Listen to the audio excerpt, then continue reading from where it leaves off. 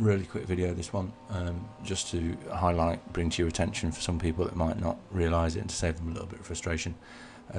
With version 17.6 of Xwaves Forensics, the users of previous versions, as of I think the late 16.8, 16.9 maybe, I can't exactly remember when it came in, they added the account at each folder level to give you an idea of how many file objects were present in each case, and it was a really good way of quickly identifying how much data you're potentially dealing with, especially if you've got a case with several forensic images inside, and it would tally them all up, and at the top you'd have the total.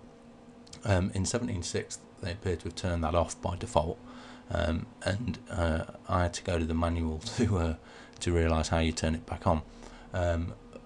So it comes like this by default, and there's a couple of things to make you aware of.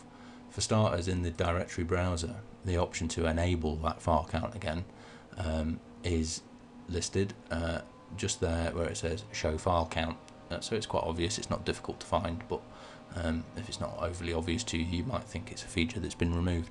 So you tick OK for that, you tick the box and click OK, and then you'll notice that the number of file objects now appear, which is quite useful. What they've also done, which is potentially useful depending on how you work, is they've added a file count column here, which again I think by default is off, I can't quite remember.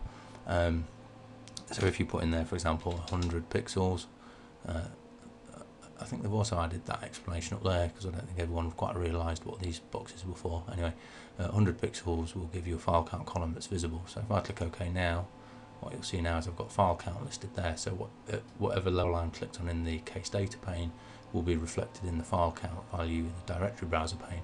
So if I click on documents and settings there, for example, the 194 that's listed in those brackets is also listed there. If I right click it and recursively explore any content with additional files like child objects or whatever, like this inbox PST, the 34 is listed there. And then if we double click, we can then traverse and explore these individual bits and pieces. A useful feature, definitely, like everything Xwaves Forensics, the option to have it on or off is there, but people might be confused when they first run 17.6 to find that the brackets aren't there anymore.